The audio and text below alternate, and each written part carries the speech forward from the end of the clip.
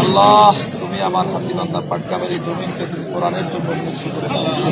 আল্লাহ তুমি আমাদের সকলকে কবুল করে নাও। আল্লাহ তুমি আমাদের হাতিবান্দা পাটকামের পরিবেশকে শান্তিপূর্ণ করে দাও। আল্লাহ সকলে মিলে যেন ঐক্যবদ্ধভাবে আমরা এই হাতিবান্দা পাটকামের উন্নয়নে ভূমিকা রাখতে পারি।